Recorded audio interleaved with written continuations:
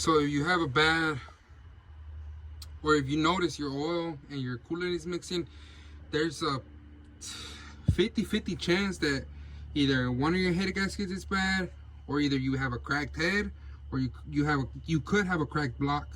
Now, obviously, if you have a cracked block, then block is trash. You would have to put a new block, or probably even be cheaper just to swap it out, install another 4.8/4.3, depending on what you want. But since I had potential in this 5.3, I was like, I'd rather just tear it down, see what's going on with it, see if if it had a solution. So that's why I went ahead and took the heads off. Now I'm dealing with having to replace the head gaskets. I'm gonna do all gaskets for once and all. So I'm gonna take the head gaskets, this top cover gasket, I'm gonna replace it. I'm gonna replace the intake manifold gaskets, exhaust manifolds, or header gaskets. I'm gonna replace those.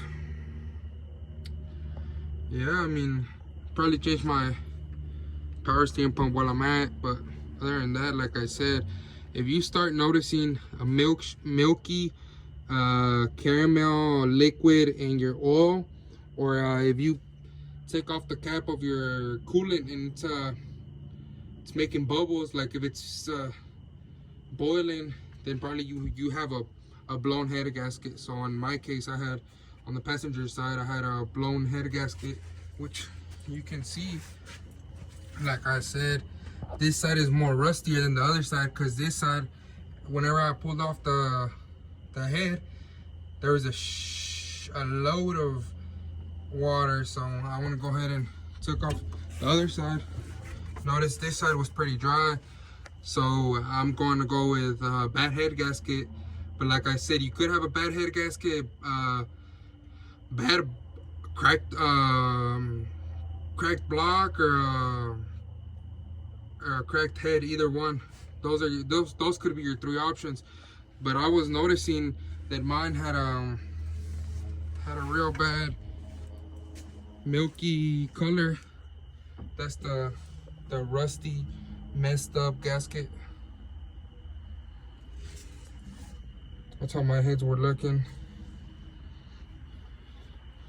And then this is where your knock sensors go. This one actually rusted out and just tore up, and I would know that one's out. So I'm gonna replace that one once I'm at it. Go ahead and clean these up, make them shiny, go ahead and put them back. And this is on my 2001 5.3 LS Chevrolet 5.3. And like I said, all you have to do is take off, you have to take off your power steering pump, alternator, that fan cover, intake. You gotta take off your intake manifold first, and then take off both of your heads. It's a pretty kind of long process, but if you have the patience and you want to learn yourself and dig in yourself, I'd say this is the time. So like I said, if you have any questions on something your vehicle has, or this is mostly for 5.3s or 4.8s, Silverados. The truck has already got like 230,000 miles, so it's got quite some miles. So I'm guessing it's time for new head gaskets. So I'll go ahead and replace those, and I'll see if I replace those lifters. But other than that, yeah, that's what I was noticing. Those are the symptoms I had. I had milky, shaky liquid, caramel looking funky liquid. So that's whenever the coolant and water mix.